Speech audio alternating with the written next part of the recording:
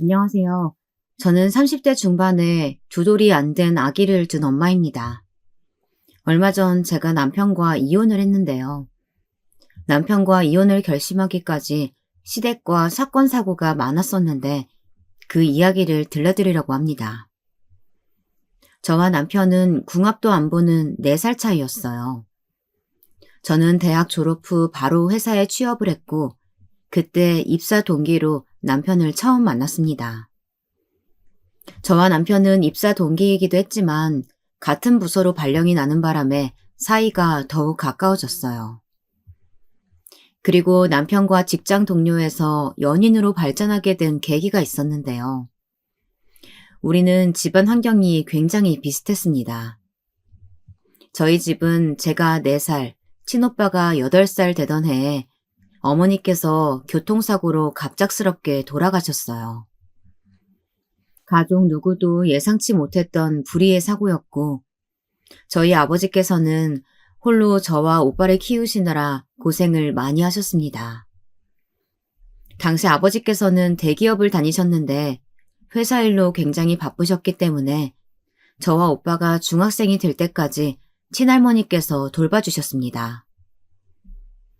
일찍이 어머니께서 돌아가시는 바람에 저희 남매는 또래보다 빨리 철이 들었고 뭐든지 저희 스스로 해낸 것 같습니다.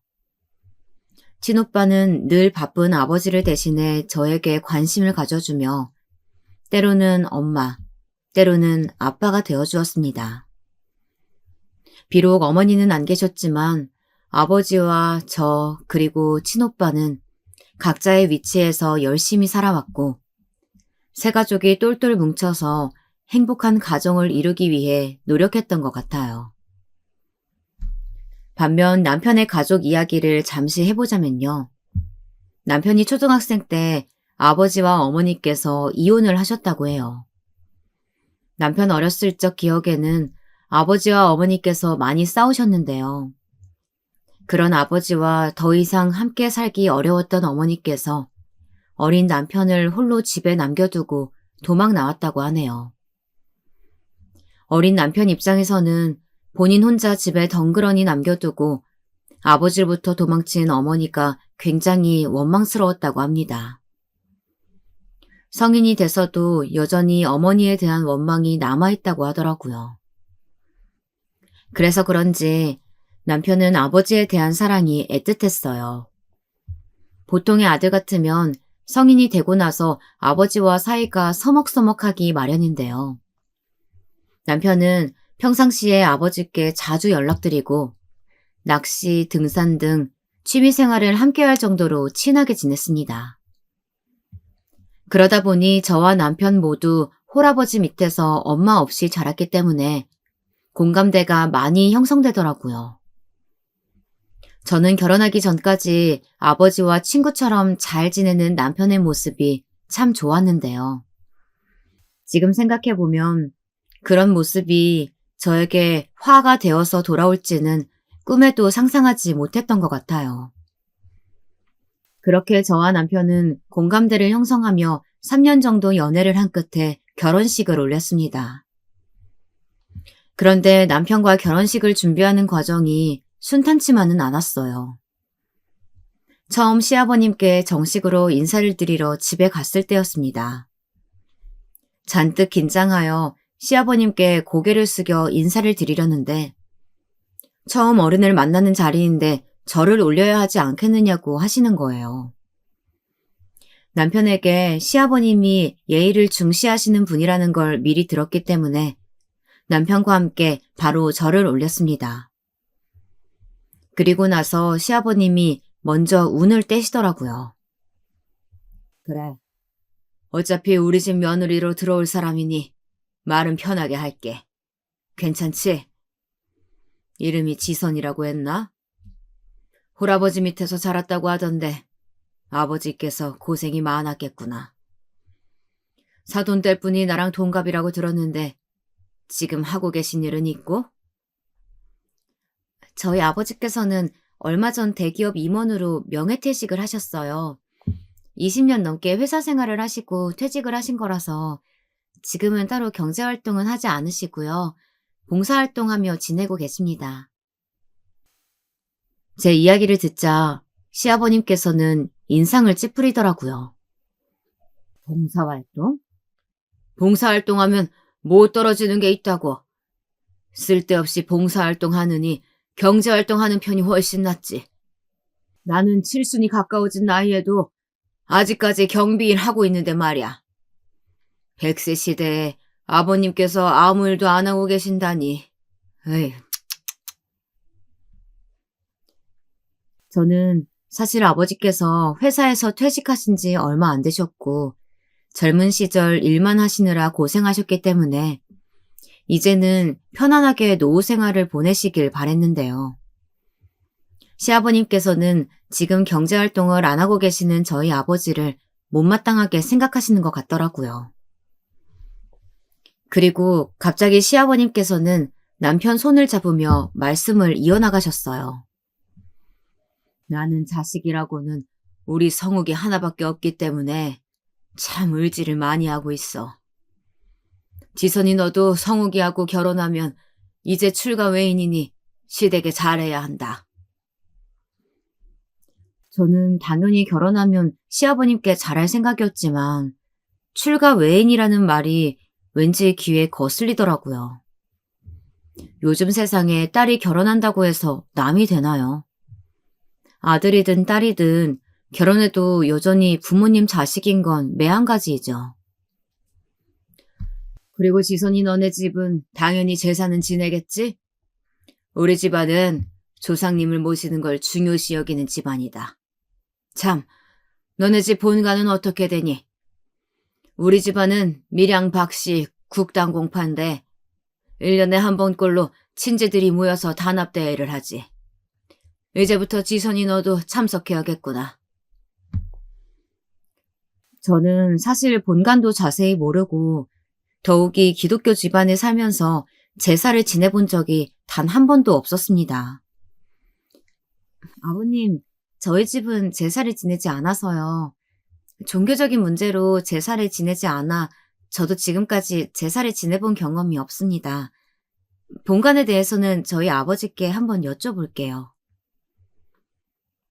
시아버님께서는 저희 집이 제사를 지내지 않는다고 하자 제사를 지내지 않는 집안은 인성이 안 됐다고 하며 혀를 내두르시더군요. 집안마다 가풍이 다른 것인데 제사를 지내지 않는다고 해서 인성까지 거론하시니 시아버님 말씀을 계속 앉아서 듣고 있자니 기분이 점점 나빠지더라고요. 그런데 옆에 있던 남편은 시아버님 말씀에 동의하는 듯이 고개를 끄덕이더니 말을 거들었습니다. 지선아, 우리 아버지 말씀대로 조상을 모시는 건 정말 중요한 일이야. 지금까지 제사를 지내보지 않았다고 하니까 결혼하면 하나부터 열까지 배울 게 많을 것 같다. 내가 옆에서 잘 알려줄 테니까 우리 하나씩 배워보자. 저는 남편의 말에 정말이지 어이가 없었습니다. 연애를 하면서 단 한 번도 집안에 제사가 있다고 언지를 준 적이 없었거든요.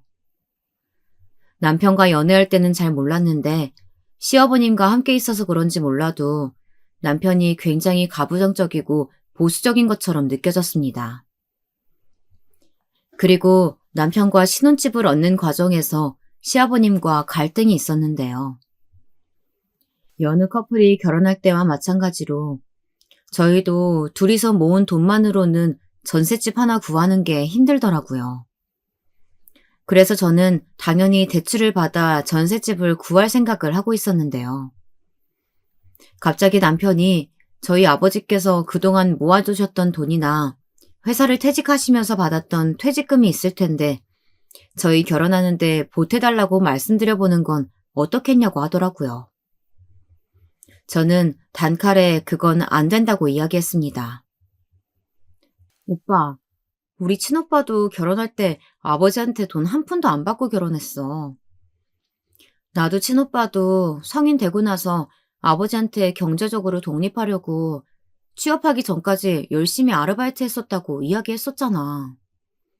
그동안 아버지께서 어머니 없이 우리 키워주신 걸로도 감사한데 노후 자금으로 쓰셔야 하는 소중한 돈을 내 결혼식 자금에 보태달라고는 절대 말씀드릴 수 없어.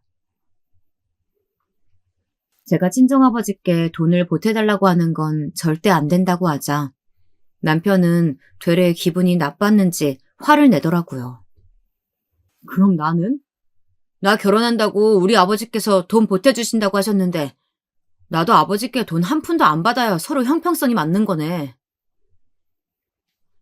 저는 사실 시아버님 돈도 받고 싶지 않았고 그저 우리 힘으로 결혼하는 게 맞는다고 생각이 들었는데요.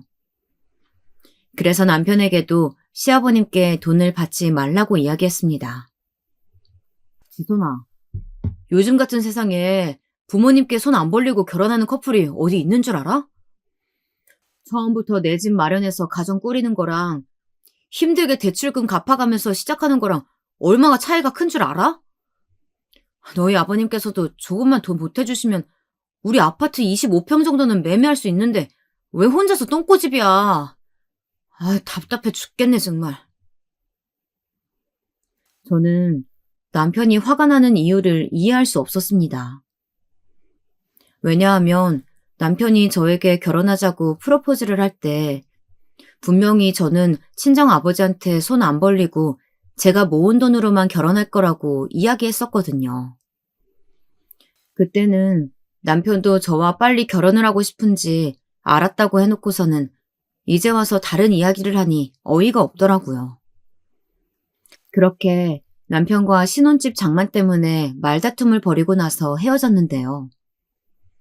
그날 당일 늦은 저녁 시간에 시아버님께서 전화 한 통이 왔습니다. 지선이니? 나 성욱이 아비다.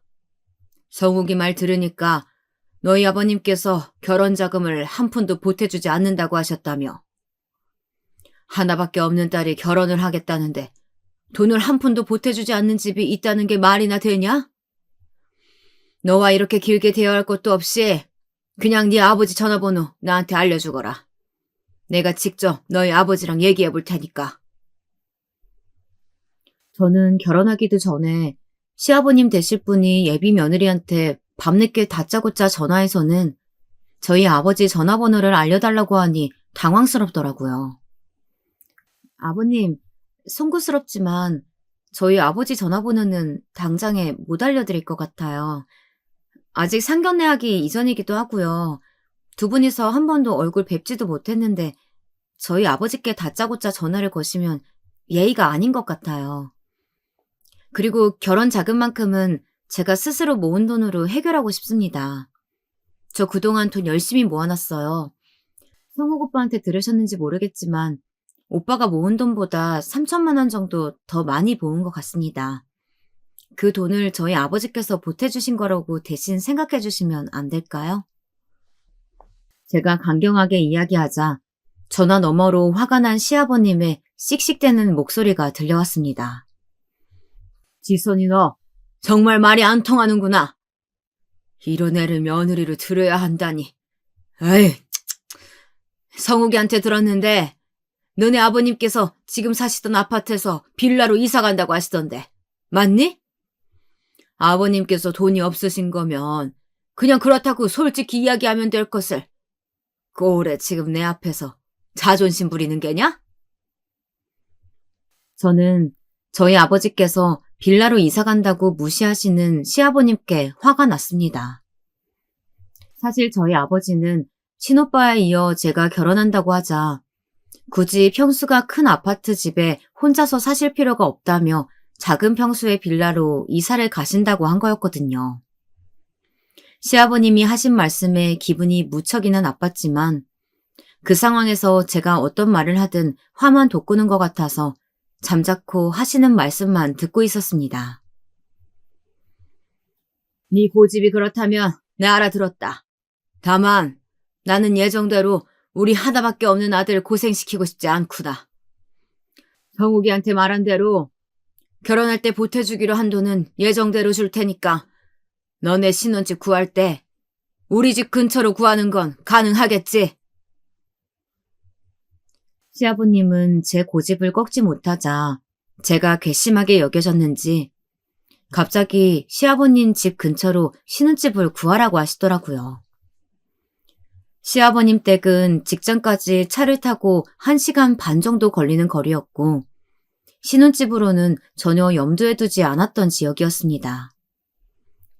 아버님, 그건 제가 오빠하고 상의해 볼게요. 다만 오빠도 저도 아버님 집 근처에서 직장까지 거리가 멀다 보니까 아무래도 다른 지역이 좋을 것 같아요. 아버님 집 근처까지는 아니더라도 가까운 지역으로 한번 알아볼게요. 아버님은 제 답변이 여전히 탐탁지 않으셨지만 더 이상 저에게 할 얘기가 없으셨는지 툴툴대시며 알았다고 하시곤 전화를 끊으셨습니다. 그리고 저희는 결국 시아버님의 성화에 못 이겨 시댁 근처에 신혼집을 구하게 되었는데요. 어찌되었든 신혼집 구할 때 시아버님께서 금전적으로 도움을 주셨고 시아버님 말씀대로 근처 집을 구하는 게 도리라고 생각했습니다. 그리고 제가 남편과 결혼하고 얼마 지나지 않아 시댁에 큰 변화가 생겼는데요.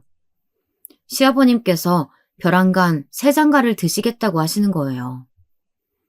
알고 보니 시아버님께서는 경비 일을 하시면서 취미삼아 서예학원을 다니셨는데요. 그곳에서 만나게 된 여성분과 결혼을 올리시겠다고 하신 겁니다. 시아버님이 갑작스럽게 재혼 이야기를 꺼내자 저보다도 남편이 더 당황한 눈치더라고요. 그도 그럴 것이 남편이 어렸을 때 시아버님께서 이혼하시고 20년 이상 되는 세월 동안 새로운 여성분을 단 한 번도 만나신 적이 없으셨거든요. 그동안 이성에 대한 관심이 전혀 없으신 줄 알았는데 저희가 결혼하자마자 새 장가를 가겠다고 하시니 남편 입장에서는 당황스러울 수밖에요. 시아버님은 빨리 새 장가를 들고 싶으셨는지 결혼하실 분을 당장에 데리고 올 테니 저희 부부와 함께 만나자고 하셨습니다. 그런데 시아버님 댁이 아닌 저희 집에서 굳이 만나자고 하시더라고요. 지선아, 아무래도 네가 나서서 요리 좀 해줘야겠구나. 너희 시어머님 되실 분이 해산물을 좋아하시니까 고기보다는 해산물 위주로 요리 좀 해주렴. 아무래도 직접 요리해야 하니 우리 집보다는 너네 집에서 만나는 게 더 좋겠구나. 저는 사실 요리를 잘 하지도 못하지만 해산물은 특히나 손질이 많은 요리라 자신이 없었습니다.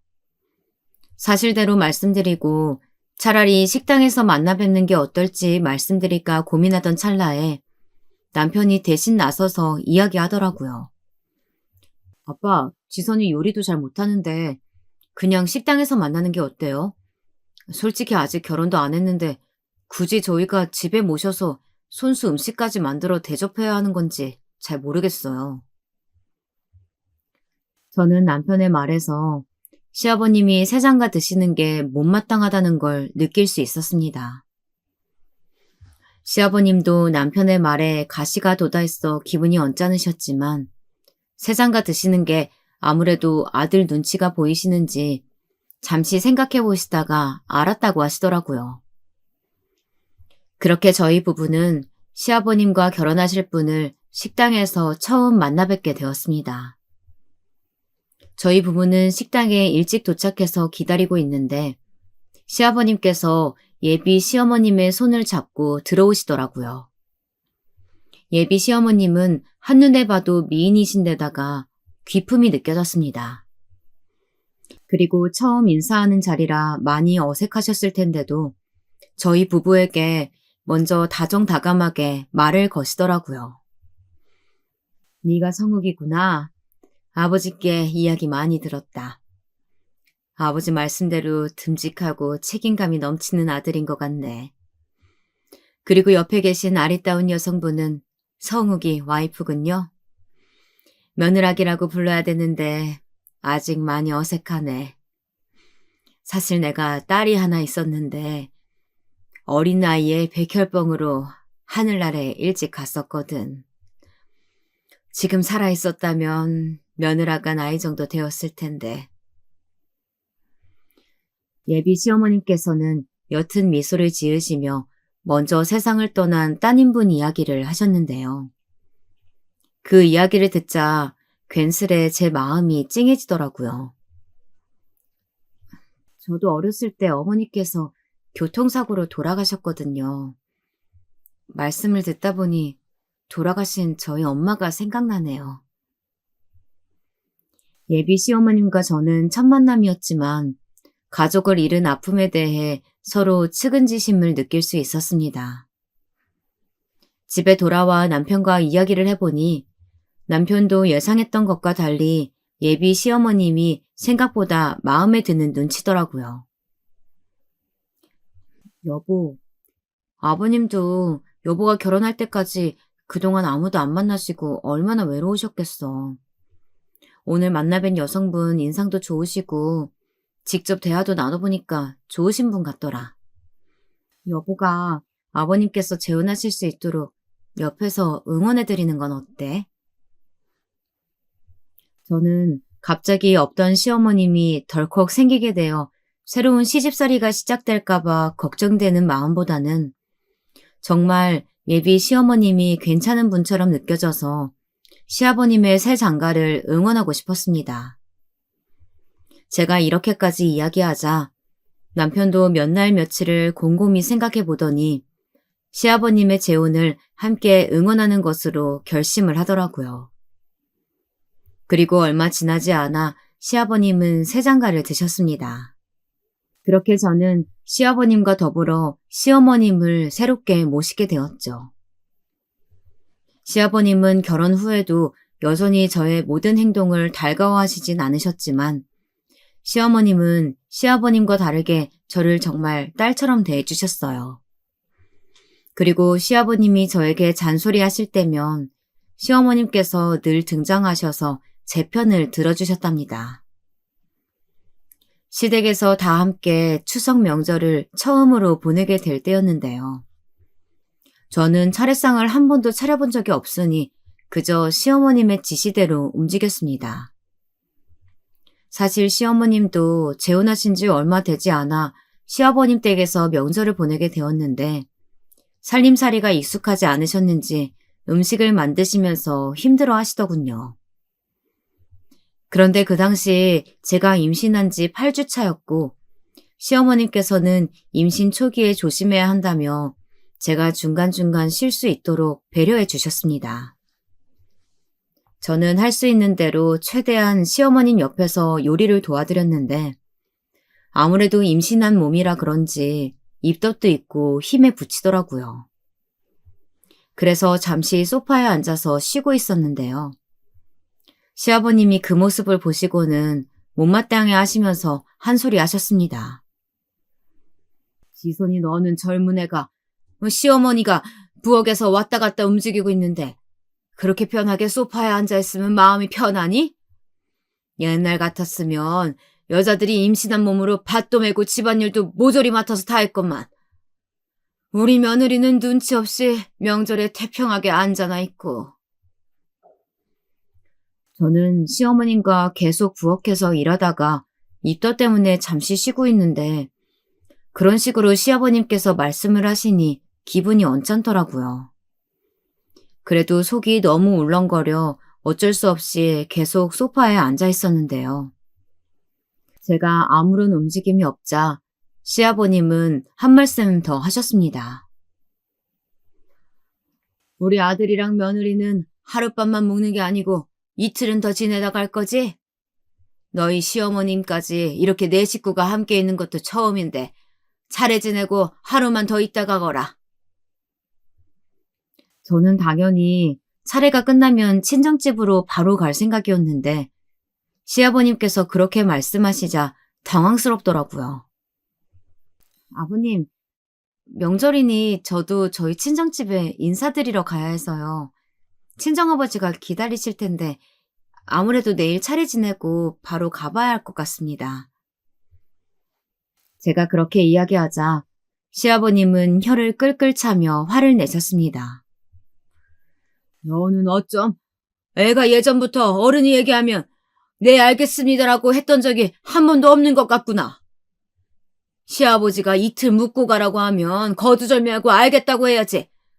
옛날 같았으면 겸상도 어려울 판에 어른 말씀에 말댔구나 하고 집안 교육을 어떻게 받은 건지 원. 으이. 그때 남편은 옆에서 가만히라도 있지 시아버님 말씀에 말을 덧붙여서 제 화를 더 돋구더라고요. 여보, 형님네가 아버님 댁에서 이틀 묵고 가시라고 하면 안 돼? 그리고 그러면 아버님 혼자 안 계셔도 되잖아. 결혼하고 첫 추석 명절인데 아버지 말씀대로 하는 게 어때? 아무리 팔은 안으로 굽는다고 하지만 어쩌면 남편이 임신한 아내 편을 들어주지는 못할 망정 뚫린 입이라고 그렇게 이야기하는지 어이가 없었습니다. 시아버님과 남편이 합세하여 저를 곤란하게 만들자 시어머님이 나서시더라고요. 여보, 지선이도 귀한 집 딸이에요. 사돈어른께서 평상시에 딸도 자주 못 보는데 명절이라고 사위하고 딸이 오는 걸 얼마나 오매불만 기다리시겠어요. 우리는 집도 가까워서 자주 볼 수 있잖아요. 내일 차례 끝내고 바로 보내줍시다. 시어머님이 직접 나서서 그렇게까지 이야기하자 시아버님은 툴툴대시더니 알았다고 하셨습니다. 남편도 제 편을 들어주지 않는데 시어머님이 저를 감싸주시니 감사하더라고요. 그리고 그 다음 날 시어머님께서는 사돈께 가지고 가라며 추석 음식을 한 보따리 싸서 주셨습니다. 만약 시어머님이 안 계셨더라면 시아버님과 남편이 한편이 되어 얼마나 저를 난처하게 만들었을지 생각만 해도 머리가 아프네요. 그리고 8개월 뒤 저는 떡두꺼비 같은 아들을 낳았습니다.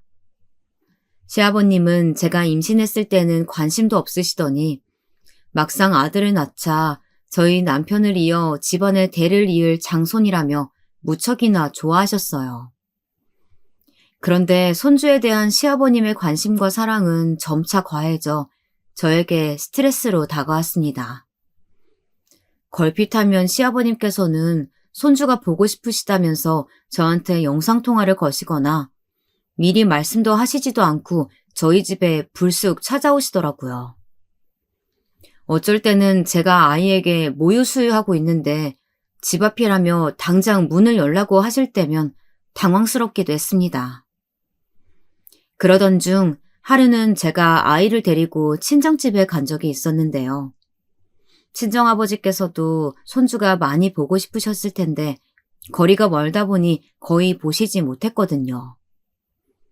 사실 저도 아기를 낳고 매일같이 찾아오시는 시아버님 때문에 스트레스를 받다 보니 그날따라 친정집에 가서 편하게 쉬고 싶더라고요. 그런데 그날도 어김없이 시아버님께서 저한테 미리 연락도 하시지 않고 저희 집으로 찾아오셨습니다. 아무리 벨을 눌러도 반응이 없자 저에게 전화를 하셨고 저는 사실대로 아기를 데리고 친정집에 왔다며 이야기를 했습니다. 그런데 시아버님께서 깜짝 놀라시더니 전화 너머로 큰 소리를 내시더라고요. 너는 생각이 있는 게냐 없는 게냐? 어린 아기를 데리고 멀리까지 갈 생각을 하다니? 혼자 아기 돌보기 힘들었으면 가까이 있는 시댁으로 올 것이지. 거기가 어디라고 친정집으로 가? 얼른 우리 손주 데리고 집으로 오지 못해? 저는 아기를 데리고 친정집에 간 것이 그렇게까지 잘못한 일인지에 대해 도저히 이해할 수 없었습니다. 그런데 제 옆에서 시아버님과 전화통화 소리를 듣고 있었던 아버지께서 시아버님 말씀대로 제가 어린 아기를 데리고 멀리까지 온 것이 잘못한 일이라며 꾸짖으시더라고요. 그리고 저희 집까지 데려다 줄 테니 얼른 아기 데리고 나갈 준비를 하라고 하셨습니다. 그렇게 저는 아버지께 떠밀려 차를 타고 집으로 향했습니다. 그런데 시아버님께서는 집에 가시지 않고 여전히 저희 집 주변을 서성거리고 계시더라고요. 어쩔 수 없이 시아버님과 저희 친정아버지가 마주칠 수밖에 없었고 시아버님은 이때다 싶어 저희 아버지께 한 소리 하셨습니다. 사돈, 그렇게 안 봤는데 손주가 보고 싶으셨으면 직접 딸네 집으로 오실 노릇이지. 그렇게 엉덩이가 무거우셔서 어떻게 하세요? 그리고 말 나온 김에 지선이가 시아비를 알기를 얼마나 개똥같이 알았으면 제가 하는 말마다 늘 또박또박 말대꾸를 하는지 원. 집안 교육이 제대로 된 것 같지 않아 제가 하나부터 열까지 가르치느라 힘들어 죽겠습니다, 사돈. 저는 저희 아버지께 대놓고 집안 교육이 잘못됐다며 비난하시는 시아버님께 화가 치밀어 올랐습니다. 그런데 저희 아버지는 시아버님 말씀에 화가 날 법도 하지만 혹시나 제가 시아버님께 흠이 잡힐까봐 꾹 참고 미소를 지으며 말씀하시더라고요. 아이고 사돈 말씀대로 우리 지선이가 엄마 없이 자라다 보니까 부족한 점이 많습니다. 제가 어려서부터 예의 바르게 키우려고 애썼는데 사돈 눈에는 성에 차지 않더라도 우리 지선이 이쁘게 봐주셨으면 좋겠네요.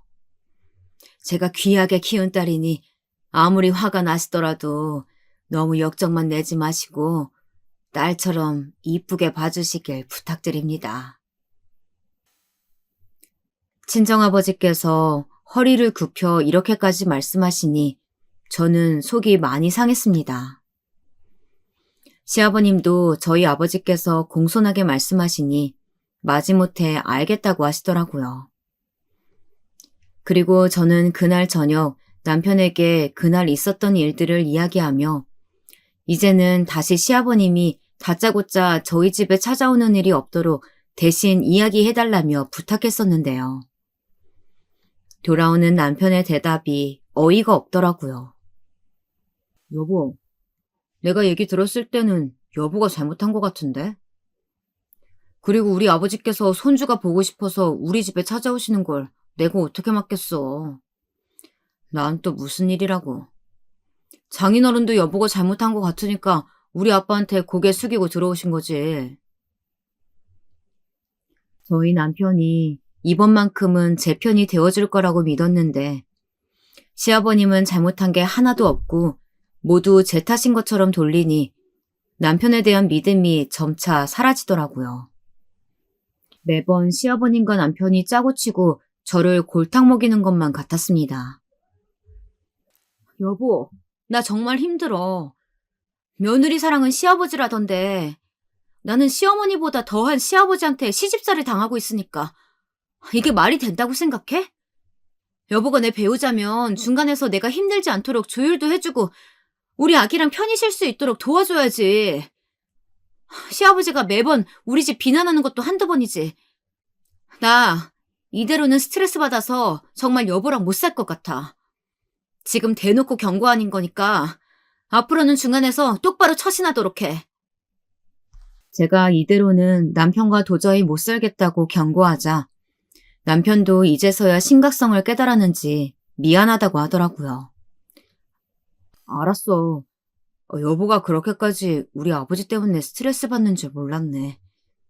내가 앞으로는 중간에서 잘 주율하도록 노력할게. 미안해.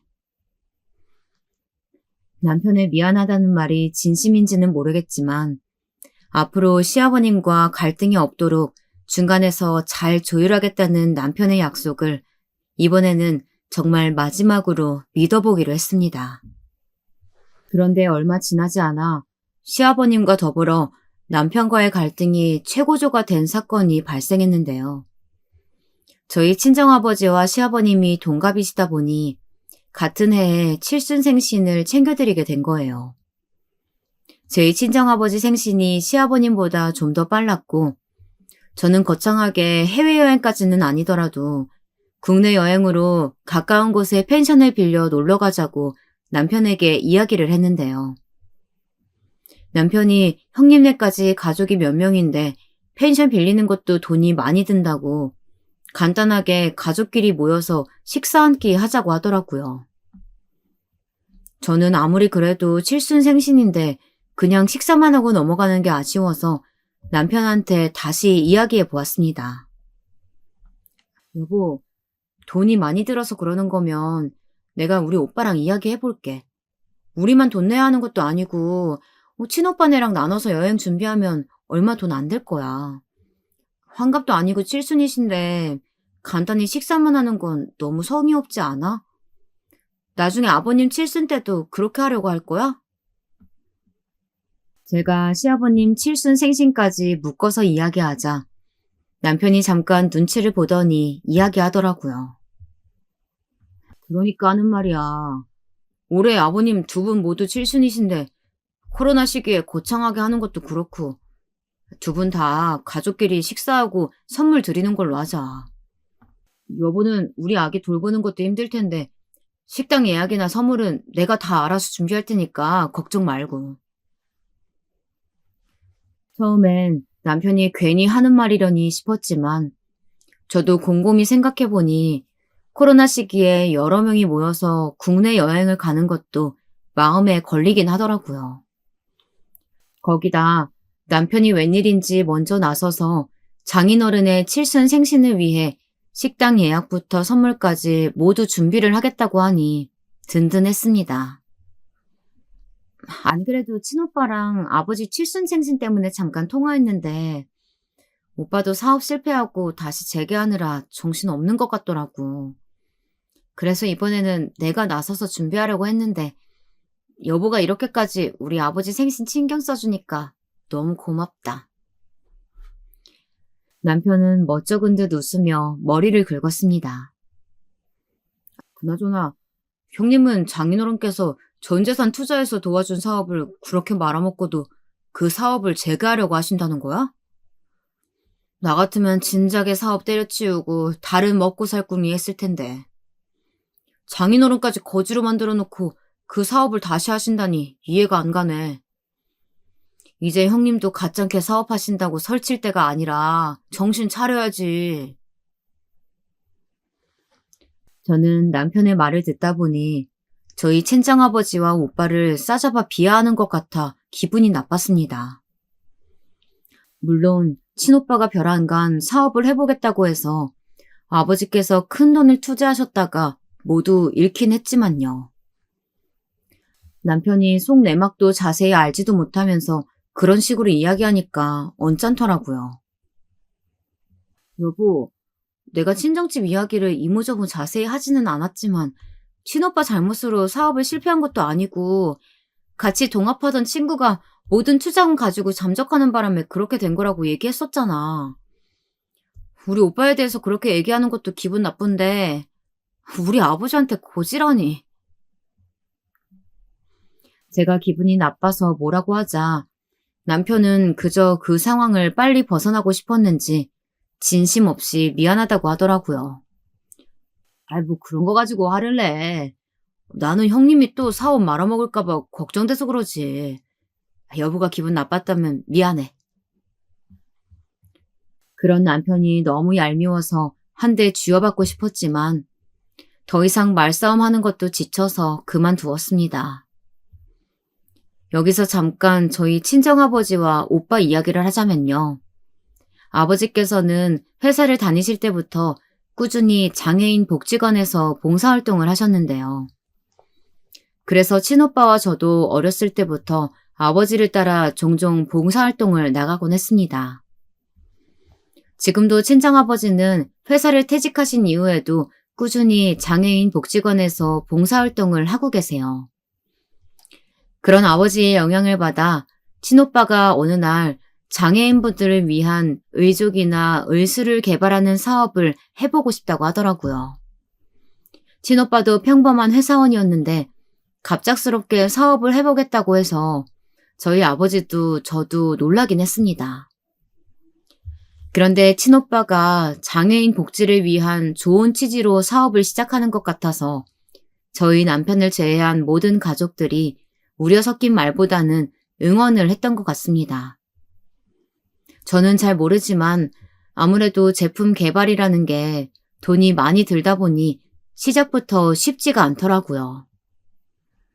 오빠는 원래 공대 출신의 엔지니어였고 직접 의족과 의수를 설계해서 개발하려고 했는데요. 대학교 친구 중 본인과 뜻이 맞는 친구가 있어 동업을 한다고 하더라고요. 오빠 친구는 제가 알 정도로 오빠와 매우 가깝게 지내는 사이였고 그 누구도 그 사람이 배신할 거라는 생각은 단 한 번도 못했던 것 같습니다. 친오빠는 어떻게든 사업 투자금을 유치해보려고 노력했지만 투자가 쉽게 들어오지 않더라고요. 그러던 중 아버지께서 퇴직을 하셨고 퇴직금이 생겼으니 그동안 모아두셨던 돈과 퇴직금을 합해 오빠에게 투자를 했습니다. 친오빠와 저는 결혼할 때도 저희가 모은 돈으로 할 정도로 아버지께는 손을 안 벌리려고 노력했었는데요. 친오빠는 회사까지 그만두면서 어렵게 시작한 사업이라 어쩔 수 없이 아버지 도움을 받기로 한 것 같더라고요. 아버지께서도 다른 일이 아니고 장애인을 위한 사업이니 흔쾌히 투자금을 건네주셨습니다. 그런데 세상에 믿을 사람 없다고 오빠와 동업하던 친구가 모든 투자금을 들고 잠적해버린 겁니다. 친오빠는 망연자실해서 한동안 그 친구를 찾기 위해 노력했지만 작정하고 돈 들고 튄 사람을 찾는 게 쉽지 않더라고요. 결국 그 친구 덕에 아버지께서 거금을 투자한 모든 돈을 날렸고 오빠는 첫 사업을 실패하고 말았습니다. 그래도 지금은 친오빠가 어렵게 정부 지원금을 받아 사업을 다시 재개하려는 것 같더라고요. 이런 상황에서 남편이 저희 친정 오빠가 마치 무능해서 아버지 전 재산을 날려먹은 것처럼 비아냥거리는 투로 이야기하니 화가 났던 것 같아요. 그렇게 남편에게 기분이 상한 채 친정 아버지의 칠순잔치를 맞이하게 되었는데요. 남편은 아버지가 평상시 좋아하는 음식이 짜장면이니 중국집을 예약했다고 하더라고요. 그래서 친정 식구들 모두 남편이 예약한 중국집에 다 같이 모였습니다. 그런데 제가 봤을 때는 식당 입구부터 굉장히 허름하고 오래된 중국집인 것 같더라고요. 아무리 그래도 장인어른 칠순 생신인데 연식이 오래된 평범한 동네 중국집을 예약한 것 같아서 친정 식구들 보기에 제가 다 민망했습니다. 그 와중에 남편은 식당에 들어와서 큰 소리를 떵떵 치더라고요. 장인어른, 여기 겉은 오래된 식당 같아 보여도 이 동네 맛집이래요. 제가 신경 써서 예약했으니까 드시고 싶은 거 마음껏 드세요. 저는 남편이 맛집이라고 하길래 외관은 낡아 보여도 정말 맛집인가 싶었습니다. 그런데 식구가 많아서 이것저것 요리를 시켜서 먹어보니 그냥 평범한 중국집 음식이더라고요. 심지어 튀김 요리들은 너무 바짝 튀겨서 그런지 탄맛이 강하게 났습니다. 저는 속으로 남편이 예약을 해도 어쩜 이렇게 허접한 식당을 예약했는지 이해가 안 가더라고요. 한참 친정 식구들과 맛없는 식사를 하고 있는데 친오빠네 조카 중 한 명이 짜장면을 먹다가 뱉어내더라고요. 갑자기 왜 그런가 해서 봤더니 조카가 먹던 짜장면 안에는 알 수 없는 큰 벌레가 들어가 있었고 짜장면을 먹던 와중에 발견한 겁니다.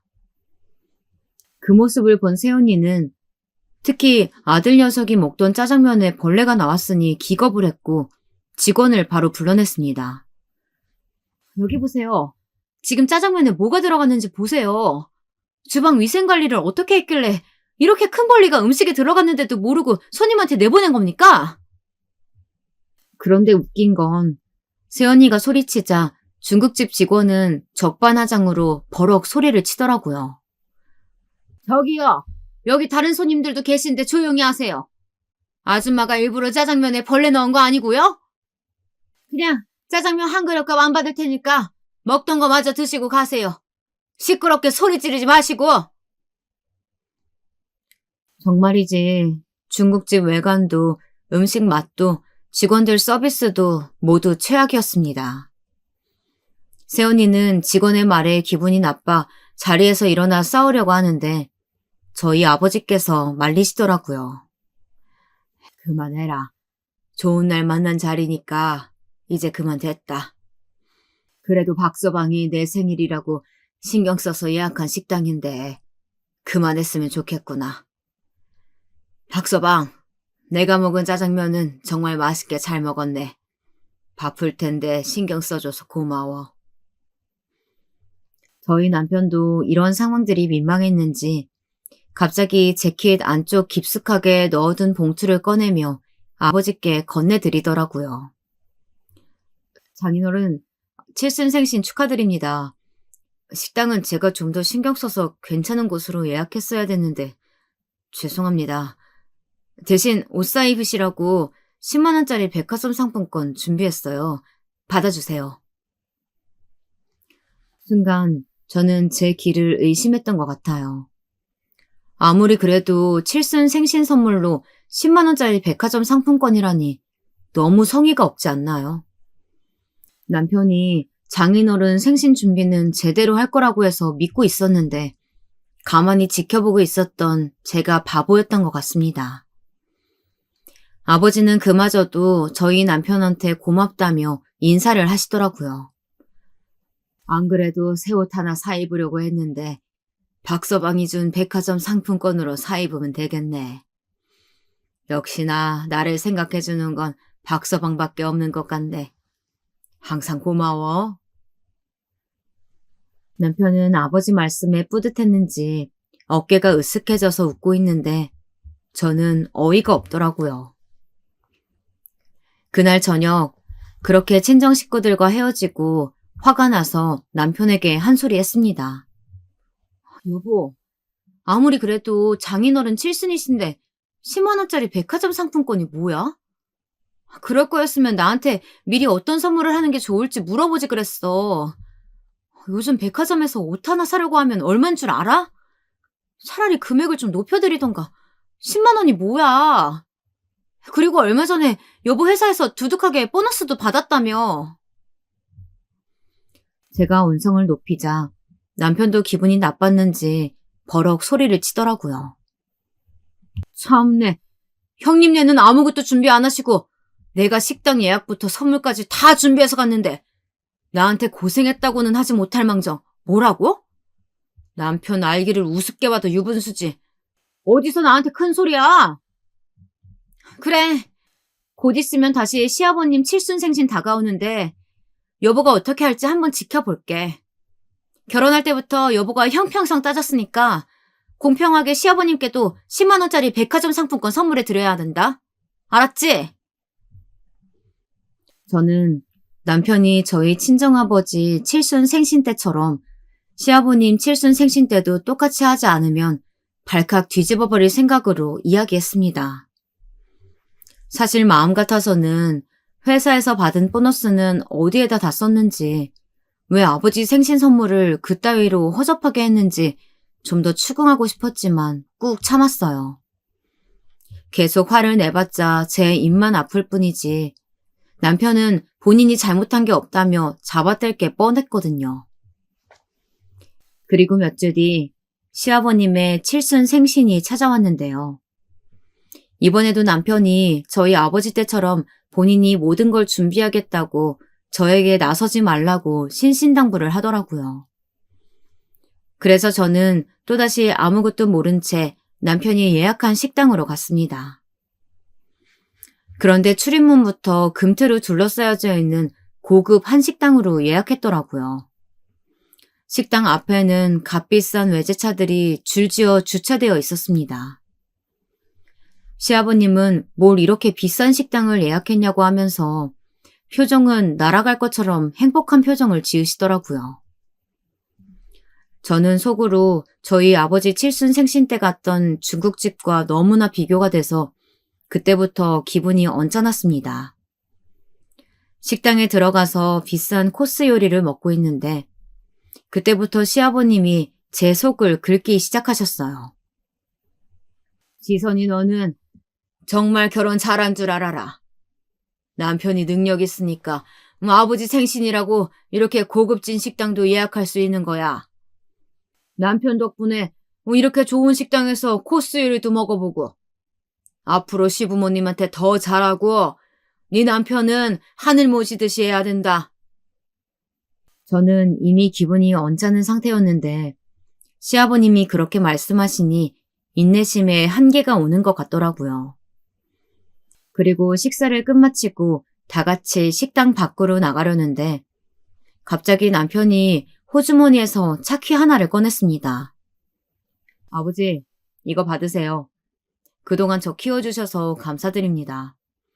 아버지 환갑 때 제대로 선물도 못 드린 것 같아서 그때 것까지 제 마음 담아서 선물 준비했어요. 아버지께서 평상시에 노래 부르시던 1억짜리 벤츠예요. 남편은 식당 주차장에 주차되어 있던 외제차 중 흰색 벤츠를 가리키며 아버님께 차 키를 건넸습니다. 저는 그 순간 정말 벙쪘는데요. 장인어른한테는 고작 10만 원짜리 백화점 상품권 선물하더니 본인 아버지한테는 1억짜리 벤츠를 선물한다고? 저는 속으로 열불이 나서 별별 생각이 다 들었던 것 같아요. 그리고 시아버님은 상상치도 못한 값비싼 칠순 선물에 기분이 좋으셨는지 벤츠 앞에서 덩실덩실 춤을 추셨습니다. 역시 우리 하나밖에 없는 아들이 최고구나. 딸 키워봤자 출가 외인이지 다 소용없어요. 우리 아들이 역시 최고다. 사랑한다, 우리 아들. 시아버님은 벤츠 선물이 무척이나 마음에 드셨는지 저희 남편을 껴안고 볼뽀뽀를 연거푸 하셨습니다. 그런 모습을 바로 눈앞에서 보고 있자니 정말 역겹더라고요. 저는 남편이 저희 친정아버지와 비교도 안 될 만큼 호화한 선물을 시아버님께 전달하여 화가 잔뜩 나 있었고 당장이라도 따지고 싶었습니다. 제가 화가 나서 얼굴이 빨개지자 시아버님이 저한테 한 소리 하시더라고요. 지선이 너는 왜 아까부터 계속 벌레 씹은 표정하고 있는 게냐? 우리 성욱이가 나한테 차 한 대 뽑아준 게 그렇게 못마땅한 게냐? 저는 그 자리에서 더 이상은 참을 수가 없어 울분을 터뜨렸습니다. 네, 아버님. 아버님이 귀하게 여기시는 하나밖에 없는 아들이 장인어른 칠순 선물로는 뭘 해드렸는지 아세요? 10만 원짜리 백화점 상품권이 다예요. 1억짜리 고급 벤츠하고 비교가 된다고 생각하세요? 얼마나 저희 아버지를 우습게 봤으면 장인어른한테는 고작 10만 원밖에 안 썼겠어요? 제가 화가 솟구쳐 대들자 시아버님은 당황하셨는지 잠시 주춤하시더라고요. 아버님께서 저한테 어른 공경할 줄 알아야 한다고 하셨죠? 아드님께서 어른 공경하는 걸 집안에서 개똥으로 배워서 그런지 장인어른 칠순생신 때는 음식에 벌레 나오는 중국집을 예약해서는 친정 식구들 앞에서 당당하게 맛집이라고 소개하고요. 달랑 10만 원짜리 백화점 상품권 선물 준비했다고 그렇게 생색을 내더라고요. 아버님, 아드님께서 오늘 돈 쓴 걸 생각하면 제 입장에서는 벌레를 10,000개쯤 씹은 듯한 기분이네요. 아주. 저는 그동안 쌓였던 울분을 모두 토했습니다. 제가 이렇게까지 이야기했는데도 시아버님은 아랑곳하지 않으시더라고요. 네가 배운 집 자식의 딸은 아니라고 생각했는데 어디서 감히 시부모님 앞에서 버럭버럭 대드는 게냐? 우리 아들이 사돈한테 그렇게까지라도 해준 게 다행이라고 생각해야지. 사람이 분수에 맞게 행동하고 바랄 걸 바라야지. 무슨 본관도 없는 거지 같은 집안에서 10만 원짜리 백화점 상품권도 감지덕지해야지. 저는 시아버님께서 저희 집안을 또다시 비하하시는데 이런 집안에서 제가 계속 이런 취급을 받으며 남편과 계속 살아야 하나 싶었습니다. 그런데 그 순간마저도 남편은 제 편을 들기보다는 시아버님 편이 되어 저를 비난하더라고요. 여보, 내가 옆에서 듣다 보니까 말이 좀 심하네. 내가 어른 공경을 안 했으면 장인어른께 그렇게까지 안 해드렸을 거야. 그리고 걔 종자 집안하고 우리 집하고 같냐? 사람이 격에 맞게 행동해야지. 장인어른께서는 지금 가지신 거라고는 빌라 집 한 채밖에 없으신데 전 재산 다 날리고 우리 아버지처럼 벤츠 몰고 다니시는 게 어울린다고 생각해? 내가 장인어른 분수에 맞게 10만 원짜리 백화점 상품권 해드린 게 그게 그렇게 당신한테 욕먹을 일이냐고. 저는 남편이 시아버님보다 한술 더 떠서 저희 집안을 개 종자 집안이라고 무시하자 이제는 헛웃음이 나왔습니다. 남편은 시아버님 밑에서 자란 하나밖에 없는 아들인데 당연히 시아버님하고 똑같이 생각하고 똑같이 행동하는 게 당연한 거더라고요. 그걸 이제서야 깨닫게 되다니. 저는 더 이상은 정말 남편과 살 수가 없겠다는 생각이 들었습니다. 그래. 나는 개종자 집안의 딸이고 여보 너는 품격 있는 집안의 아들이라서 안 맞는 것 같으니까 이제 서로 힘들게 그만하고 헤어지자. 여보 말대로 내가 분수껏 살아야지. 어디 감히 양반집 자식의 아들을 탐하겠어. 이혼 서류 바로 준비할 테니까 그렇게 알아두고 우리 아기는 내가 키울 테니까 건들면 죽을 줄 알아. 제가 이혼 이야기를 꺼내자 남편은 당황한 눈치였지만 꼴에 자존심을 세우더라고요. 뭐? 이혼? 이혼이라고? 네가 나랑 이혼하면 행복하게 잘 살 줄 알아? 내가 지금까지 너 데리고 산 것도 감사하게 여겨야지. 내가 이혼하라고 하면 못할 줄 알아? 남편이 끝까지 물러설 기미를 보이지 않자 모든 상황을 지켜보고 있었던 시어머님께서 나서서 이야기했습니다. 성우가 이제 그만해라. 내가 가만히 옆에서 지켜봤는데 해도 너무하네. 그리고 여보도 들어요. 밀양 박씨 집안이 뭐가 그리 잘나서 지금이 조선시대도 아니고 본관타령이에요. 지선이처럼 착한 며느리가 어디 있다고. 그동안 지선이가 당신 잔소리 들어가며 무시당하면서도 가만히 있었던 건 당신이 어른이니까 그래서 그냥 참고 있었던 거지. 나였으면 당장에 뺨 한 대 날렸을 거예요. 시어머님이 제 편을 들어주자 남편이 더욱 화를 내더라고요. 앞뒤 사정도 잘 모르시면서 아무 말도 하지 마세요. 우리 아버지랑 재혼하신 지 얼마 안 됐으면서 정말 우리 친어머니인 것처럼 이런 자리에서 나서서 훈계질 하지 마시라고요. 그리고 지선이 쟤는 장인어른이 전 재산 다 날려서 거지꼴이나 마찬가지인데 저랑 이혼하고 친정집에 빌붙어서 살 곳도 없어요. 남편의 말을 잠자코 듣고 있자니 저희 집안을 무시하는 것도 정도가 있지. 이제는 사실대로 모든 걸 털어놓는 게 좋겠다는 생각이 들더라고요. 잘 들어. 나 여보 너랑 이혼하고 우리 아들 데리고 충분히 잘 살 수 있을 정도로 돈 많거든? 우리 아버지가 친오빠한테 전 재산 투자했다가 망해서 거지꼴 됐다고 비하했었지? 친오빠한테 투자했던 거, 돈 그거 아마도 우리 아빠 전 재산의 10분의 1 정도도 안 될걸? 그리고 빌라로 이사 간다고 무시했었지? 그 빌라 건물 전체가 우리 아버지 소유고 아버지께서 소유한 집만 해도 전국에 여러 채야. 진짜 거지는 너네 집안이지. 어디서 감히 우리 집이랑 비교를 해?